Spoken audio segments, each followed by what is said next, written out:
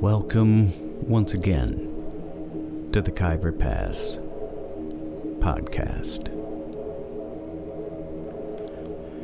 where we present you with a chance to listen in on conversations that we've had with improvisers that have performed as part of the Thursday night music series at the Khyber Pass Cafe,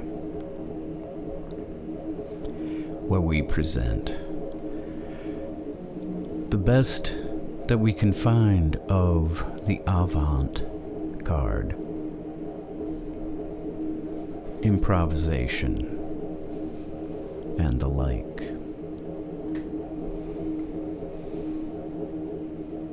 This is the acreage that we're concerned with.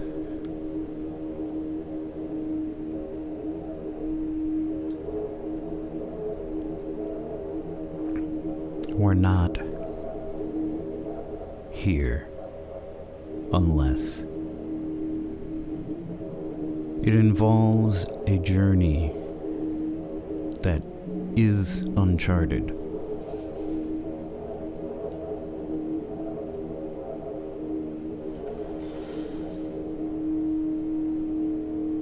We dwell in an area that celebrates the unplanned and encourages the accidental.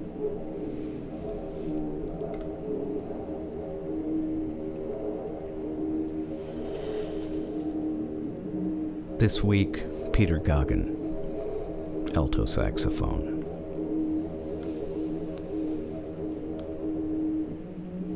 He shared his story and was kind enough to allow you to listen in. Yet another of the varied pathways toward developing a vocabulary.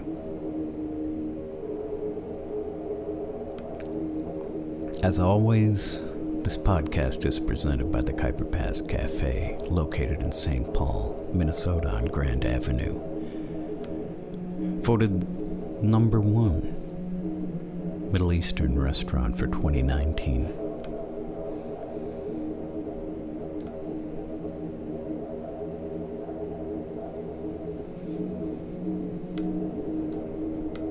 I will play a short selection from the quartet that Peter performed with,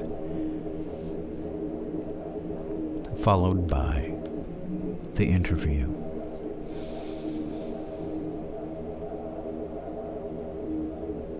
Now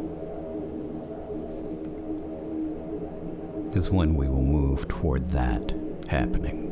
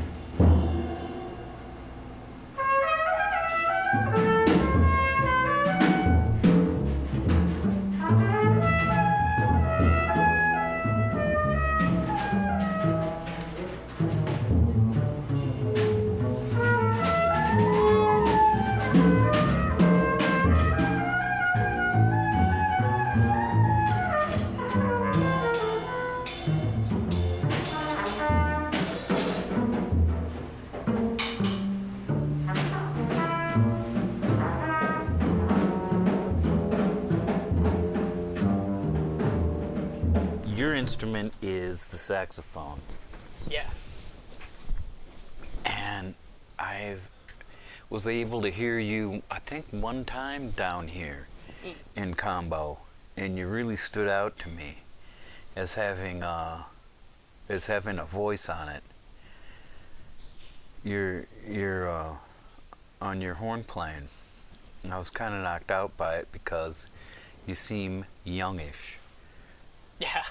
I mean, or maybe you just look young, but I thought, oh man, dude's got like a voice. Yeah. I mean, yeah, definitely I look very young. So Uh-huh. I get that a lot outside of music or whatever. People just, getting ID'd at Oh, the gas I station see. or whatever. Yeah. But Don't tell me you're smoking cigarettes. no, Okay. never. But let's see. I mean, I think it's kind of a matter of personality. I feel like with relation to at least music, I've never been the most, I guess, thorough or like analytic with it. Maybe in a more abstract way, but I've never been the type who got really into, powering through licks in like 12 keys or, trying to find some magic way to like systematize all this information. Well, so that's not you. Yeah, that's never really been. So what is you then? What is your? That's because. Well, Because we know that way. That's well, like a way some cats roll, Yeah. like the heavy woodshed, and Yeah. they're just going at it. Well, it's weird because, when I was in high school, taking classes and stuff, and I had kind of a lot of things going on, and I was very, I took like calculus, and I was very much, I could get it easily into kind of wrapping that mind around sort of like schoolwork and like writing, like But words. not for your horn playing. Yeah, exactly. Because I mean, I think, I didn't necessarily think I was going to go to music school. I applied to some like engineering and science schools. And so like mostly it was that, and then music was just purely something that I really got into. I mean, it started, I guess, with hearing a recording. One of my first teachers, Wade Schrader, I think he teaches band at Park Center now, but he played trumpet and saxophone, but all our lessons he would play on trumpet because that was his main instrument. But I remember within the first like 3 weeks he played Work Song by Cannonball Adderley. Okay. And he gave me 3 like CDs that he had burned, compilations of like Miles Davis, Charlie Parker. Oh, he's taking care of you, man. Yeah, exactly. And that was the thing. He didn't even come at it from a perspective of you got to know how to play on changes and you got to know these licks and do things in different keys. He just showed me recording. I think smart people know when like you're dealing with kids that young was probably the best thing you could possibly do. Yeah. Well, so to get more to what your approach is, then. Yeah. Are you more of an intuitive player, and you get inside of what that feeling is more than being like what I would call like a woodshedder that's trying to. Yeah, I would say that that's pretty true. Like usually it had, even because this is a thing that a lot of people kind of do in a systematic way. When I was in middle school, I didn't really work because I had Jamie Aebersold play along tracks, and I worked in it for a bit my first year playing, and then all during middle school I didn't work on them as much, and me and my new teacher, Gus Sandberg, I don't study with him any longer, but he was my teacher all throughout middle school and high school. We just kind of read through the Omnibook, which is, transcribed Charlie Parker solos, not even thinking about improvisation, just kind of like we'd play them. Next time he'd say, work on these measures, like just as if they were etudes, Right. But I really liked the sound of playing those lines. Like it was really fun. Like and just like the tactile experience of like those shapes. I think I just kind of like could zone out and just kind of like play those for a while, even though, it wasn't replicable. Like I couldn't really, I couldn't like play those things and know what they were. But so I guess my introduction into integrating some sort of vocabulary, it had to do with reading music and a player from the tradition. Yeah. But then I had that experience kind of working on that, and then I went to my first jazz camp at McNally Smith College of Music when that was still open. Yeah. And I think that was probably my first experience playing with players of a certain level, of a certain sort of like intrinsic motivation. Because I played with some friends, in middle school who played the right instruments, but like they all didn't last more than like a few weeks. They weren't into it. Yeah, or at least it was just too much. It wasn't worth it for the returns. But once I went to McNally, I hadn't really been hitting the play along tracks or the blues scales, but I had pretty much just been like listening to this, like Charlie Parker music, like Bird with Strings, and then like reading through these solos and lessons, and doing maybe some classical studies, and then all of a sudden when I started playing with people, and then I looked really young, because like right now I'm 22, and like some people could probably see me and think I'm like 16 or something. So then I would have been like like 12 or 13. So and so I guess once I started playing with people and we were playing kind of like tunes, like I guess I didn't really know what I was doing. It was mostly playing by ear within a vague key. Like we actually did play Work Song, which was the first thing my teacher showed me. And I think that's in like F minor or something. And I didn't exactly know what I was doing, and I didn't really practice anything in F minor, but I could play the shapes. And immediately I could get into some sort of like. So yeah, I guess I would say naturally, my approach is pretty intuitive, and just informed by what I listen to or what I hear. And also like the mentors that I've had, for example, I don't think any of them have really pushed me into that sort of direction. Especially Adam Linz. He kind of opened a lot up when he showed me and my peers, Ornette Coleman, Bill Dixon, all those players. And of course, watching Mike Lewis Fat Kid Wednesdays, I kind of like developed like a natural sense of like, that music it kind of helps you when you don't have a certain amount of information and you see people play that kind of music. It really allows you to play to your level very much, and it's not necessarily like woodshedding, making this like proactive sort of assault, but it's like, but you're actually listening. Yeah. You know what I mean?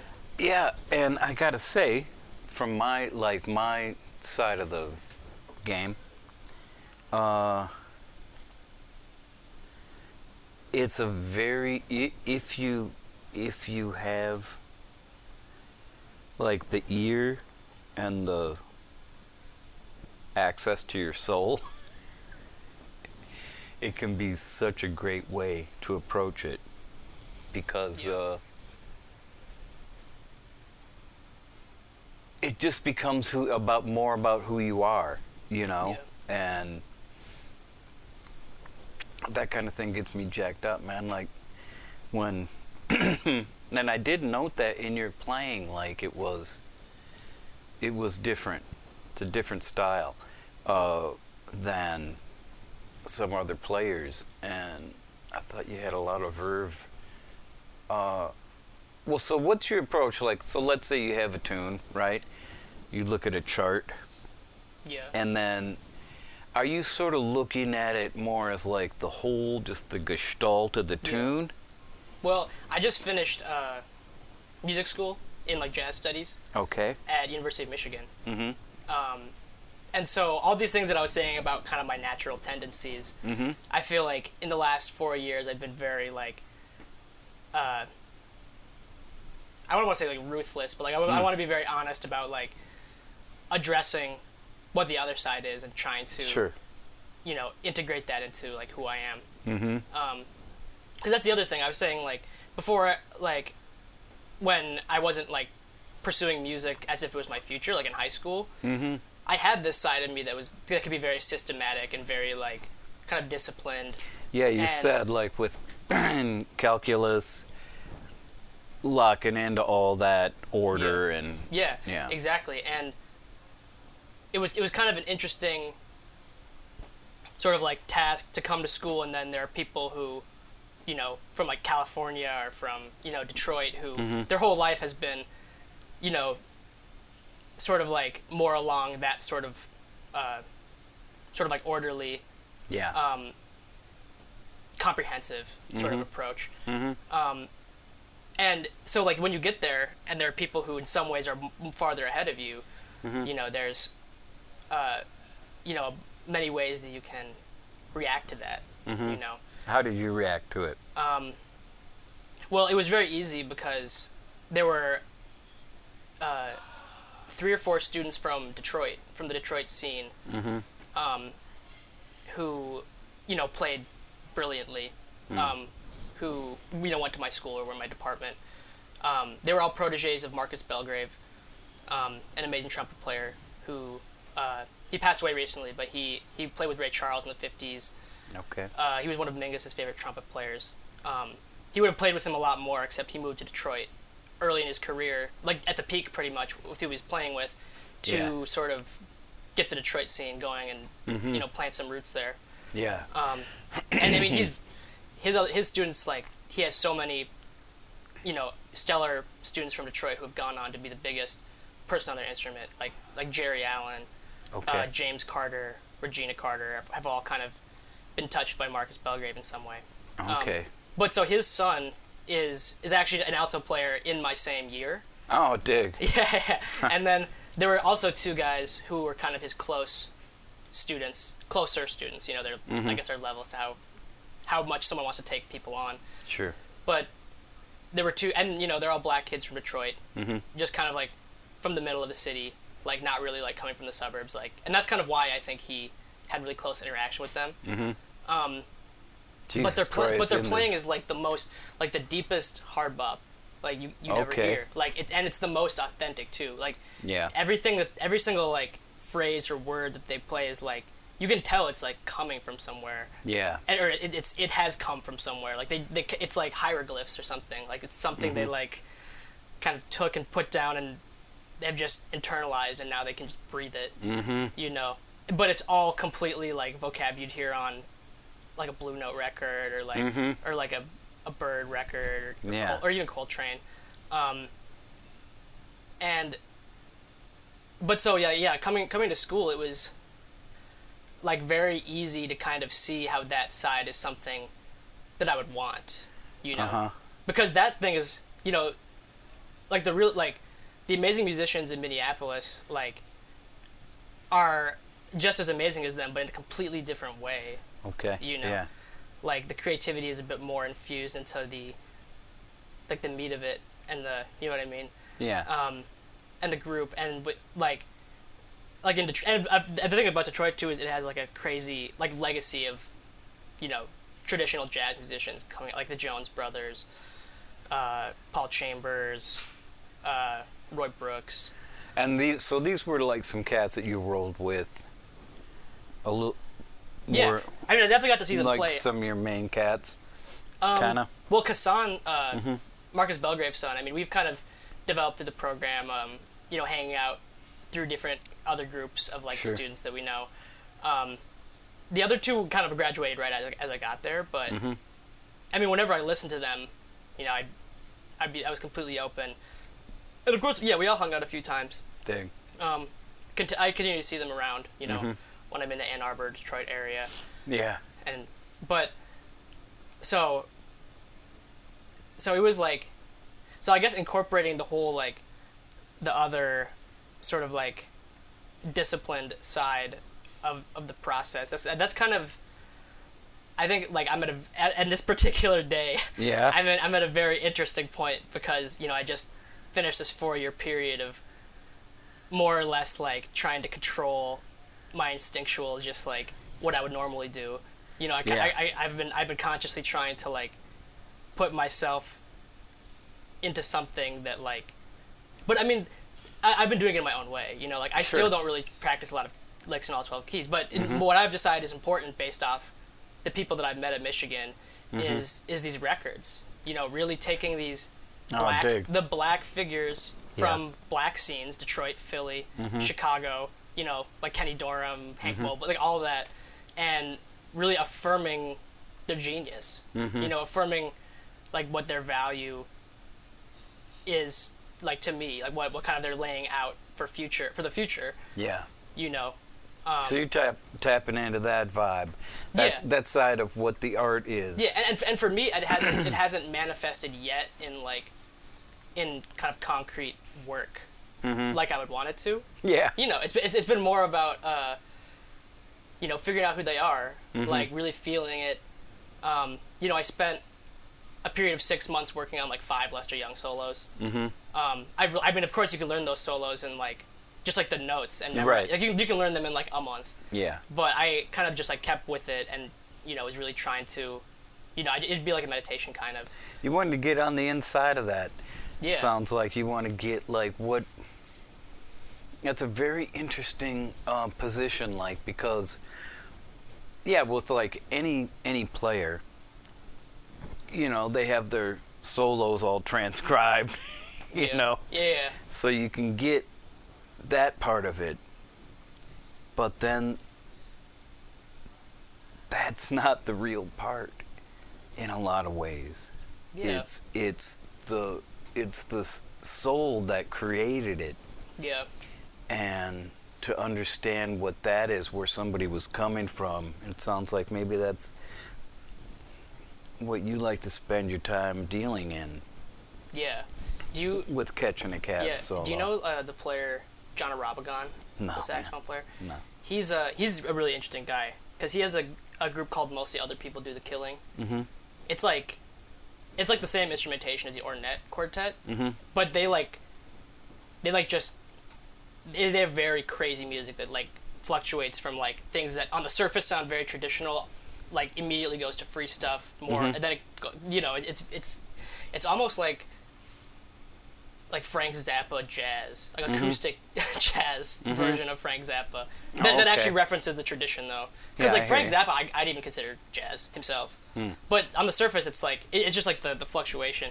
But this guy John, one of the reasons I first got into him is because he's one of the few people who's like nationally in the jazz scene who like looks somewhat like me. He's like a Filipino guy from Chicago, and he's like really short too. He's one of the other people who looks way younger than he is. So just to tap on that for a second, because I hear about that kind of thing. How important is that for you? What do you just that on the sort of like you as a person when you encounter someone who looks like you doing things that you want to do, how does that fit to you? You know what I mean? Well, it was weird because I think his personality might be a bit different than mine. I think so I asked him about transcription because I feel like I really only had kind of done it by ear, and I never really, the way that I naturally started to approach transcript, because I didn't really start doing it until I was in college either, which is something I've started doing a lot more now. Yeah. But at that time, I'd done some solos, but it just felt like I wouldn't really understand the context. I wouldn't really be able to apply what they were doing when I was playing, and so I went to this guy, because this guy, even though he's really out, he won the Monk competition, which is like the super straight ahead. Yeah. Like it's like the most sort of like institutional, like whatever. It's surprisingly square. Yeah, and so I met him, and like I guess it maybe it was I just got such a strong impression of it because there wasn't any sort of like barrier that I necessarily had to like go past. Okay. But I mean, my teacher Andrew Bishop is like a white guy, and like I've felt like pretty comfortable with him from like, but the thing is also like I feel like he was kind of like a resource, like he wouldn't really like insert much agenda, which is pretty, and neither did John, but so John, like I asked him about transcription, and he talked about like the saxophone lineage, like he had it all mapped out, like horizontally, vertically, like I mean not really visually, but like he was talking about like the different paths that things went down. Like he like got all into like the whole, because I guess in terms of Lester, we're talking about Lester Young. Sure. There's like a pretty, like what kind of my favorite way that it goes, if we're talking about kind of like mainstream accepted jazz history people, it's like there's Lester, and then Charlie Parker, and then kind of like Dexter Gordon, and then Coltrane, and Wayne Shorter, who's like my number one. I feel like, in some ways. But so like there's that, but then there's like Coleman Hawkins, Ben Webster, or like Ben Webster, Coleman Hawkins to Sonny Rollins, which kind of fuses with like the Bird stuff. Like, but so he really like, it seemed like to him it was like almost like, I guess my dad is really is a big reader.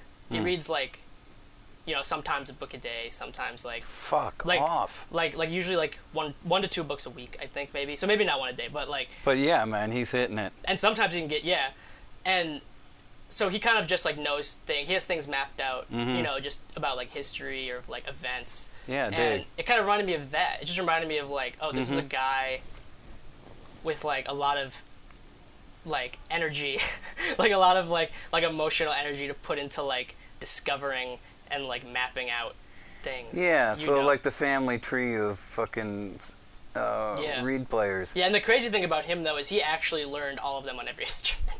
like apparently that's crazy. He's a few solos away from transcribing every John Coltrane solo.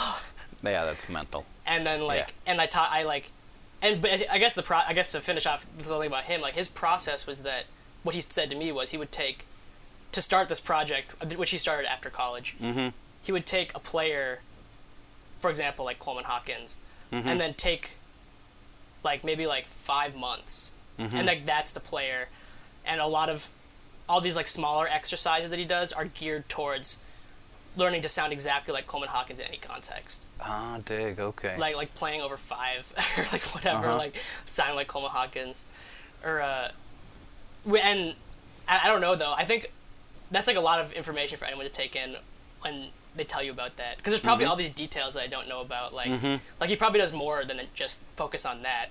Oh yeah. But that's the trippy thing, is like he kind of explained to me this whole thing, and it's just a sort of objective like thing that he's describing to you, and like and I took this lesson about like 2 years now, 2 years ago now. Sure. And so like since then I've been, you know, like right at the beginning I tried to like incorporate that. I like wrote out the Sonny Stitt solo, and then I realized, oh fuck, like Sonny Stitt, like this is too complicated, like I guess I'll do Lester. Yeah. And then I did Lester, and like I wanted to be like what he said, so I tried to like, I wrote out all the, like what he also, another feature of it is he wrote out all the solos. He learned them first by ear, then write them out. Okay.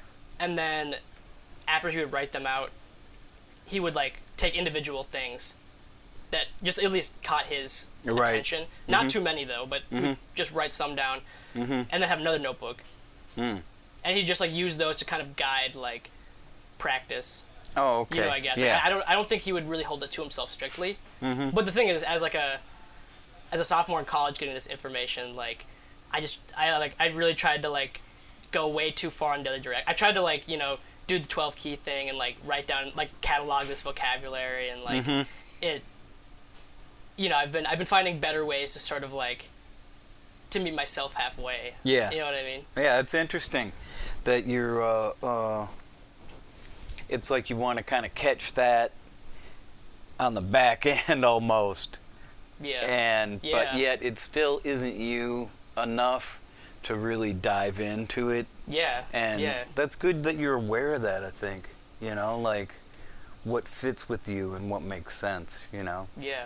So how does that, we'll kind of wrap up for what's happening then tonight at the Khyber. So you're in quartet?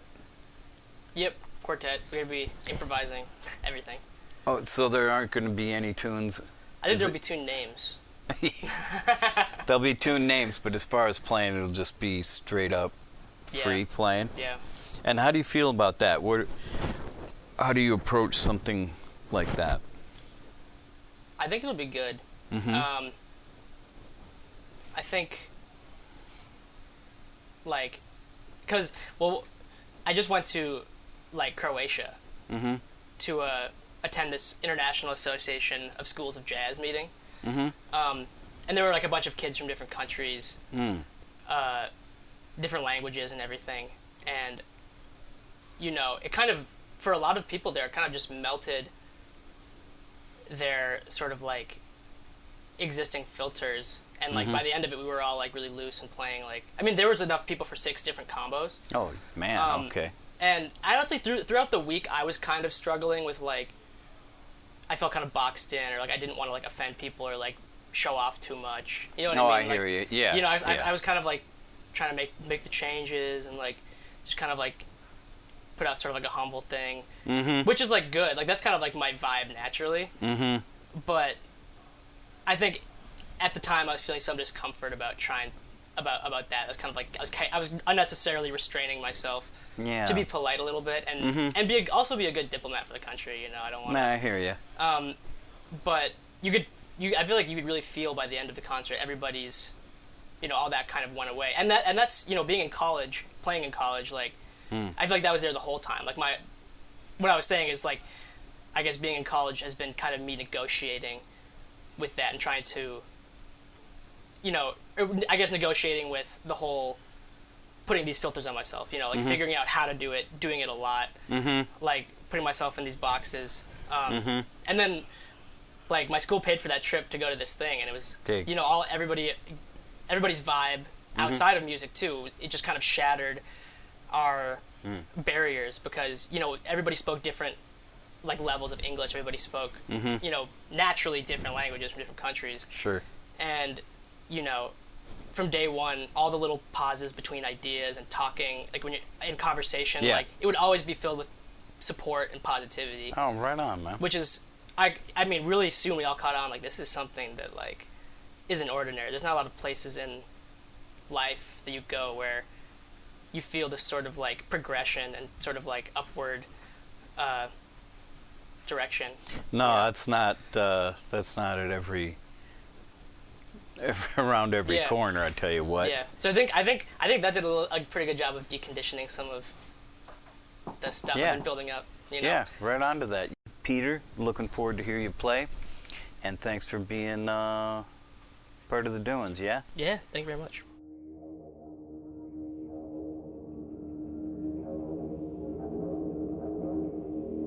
Again, we attain terminus. Peter Goggin, alto saxophone.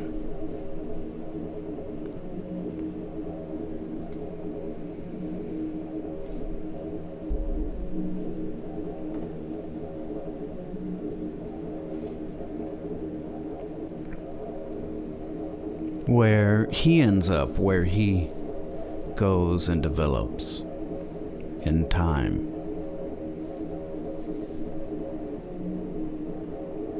Is of interest to the podcast, and I hope to you as well.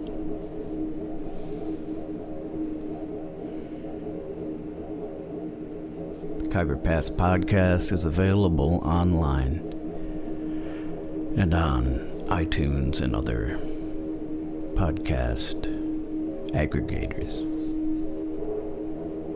Please suggest to any like-minded friends.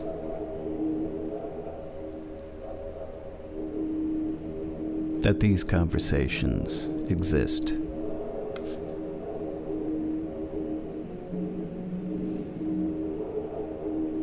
As always, we like to hear from our listeners in any way you'd like, by feedback, email, or the dreaded face-to-face conversation. I'm your host, Paul Metzger. I truly thank you for listening and look forward